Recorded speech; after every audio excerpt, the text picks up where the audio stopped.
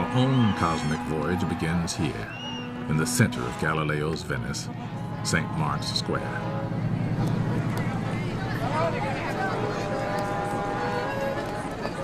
Since the universe is a big place, we could easily get lost. So we'll need signposts to give us a sense of scale.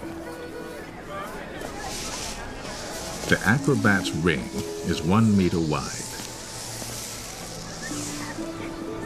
The crowd is 10 times wider, 10 meters across, larger by 1 power of 10. Now, with every step, every ring, we travel 10 times farther from Venice, and our view of the universe is 10 times wider. The 100-meter ring surrounds St. Mark's, and 1,000 meters, 1 kilometer, the city center. As our speed increases, 4 steps, 4 powers of 10, reveal all the islands of Venice, the Adriatic Sea, and the mainland of northern Italy.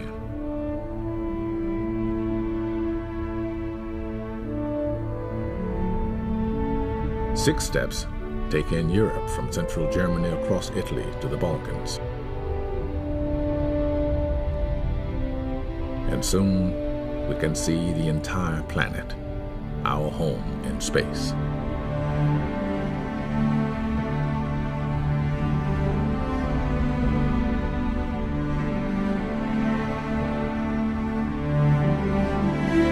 Eight steps on our outward journey, 8 powers of 10, and we pass the farthest reaches of human travel, the moon.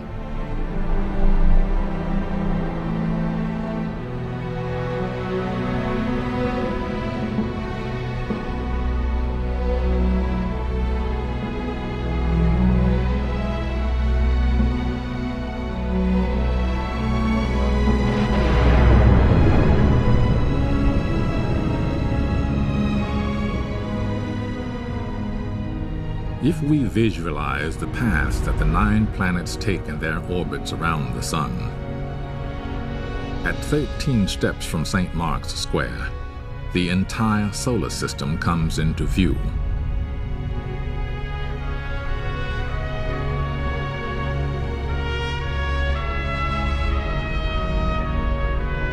And with 15 steps, 15 powers of 10, we can see that our sun is just another star. From here on, our voyage will be measured in light years, the distance light travels in an entire year. Only now do we fly past our nearest neighbor stars, almost 5 light years away. The same journey at the speed of today's spacecraft would last 100,000 years.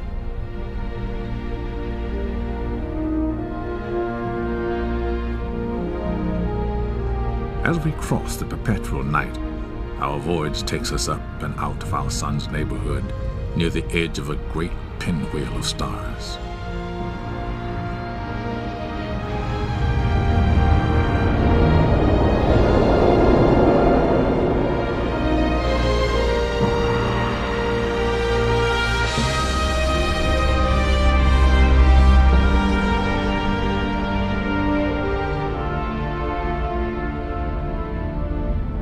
The Milky Way is actually a spiral galaxy, and our own sun is just one of 100 billion stars in it.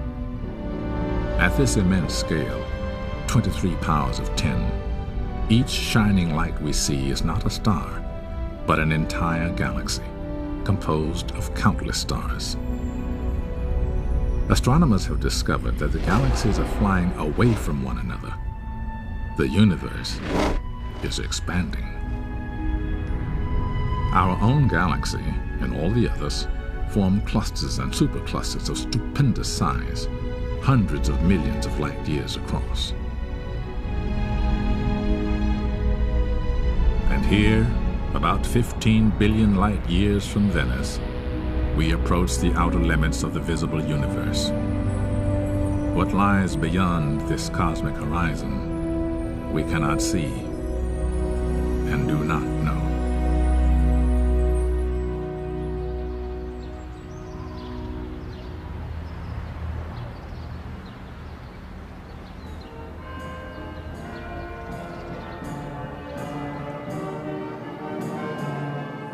While Galileo's telescope allowed us to take an outward voyage, another innovation, here in the Dutch town of Delft, would lead us on an inward journey of discovery.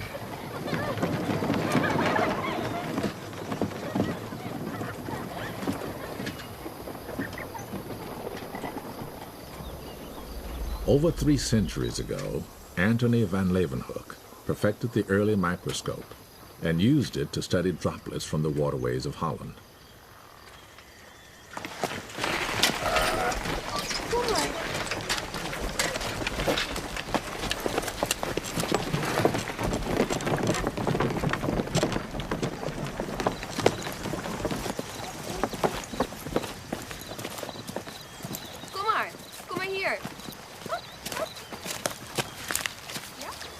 As students today make their own discoveries, imagine the moment when Van Leeuwenhoek peered through his more powerful instrument and discovered a living kingdom in a drop of water.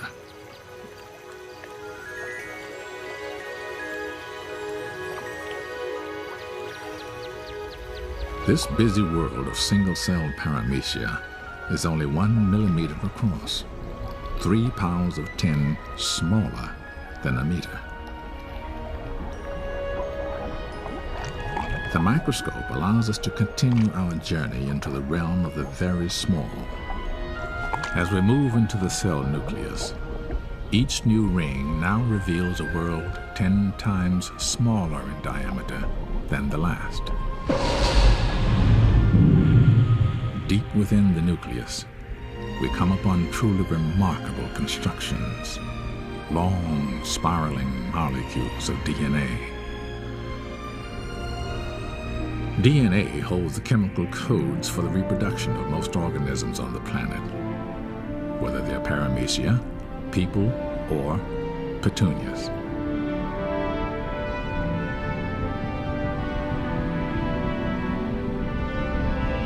Voyaging on, we see that molecules are made of even smaller parts called atoms.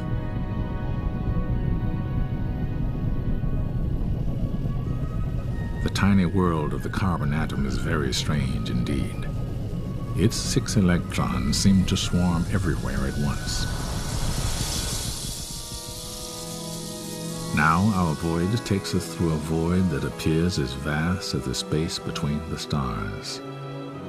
Ahead lies the atomic nucleus, so fantastically small that if the whole atom were the size of this theater, its nucleus would be like a speck of dust. Yet the nucleus contains almost all of the atom's mass, packed into particles called protons and neutrons. And these, in turn, are made of still smaller, mysterious things called quarks. Exploring this, the inner frontier of the universe, physicists wonder if quarks might contain even tinier building blocks of matter.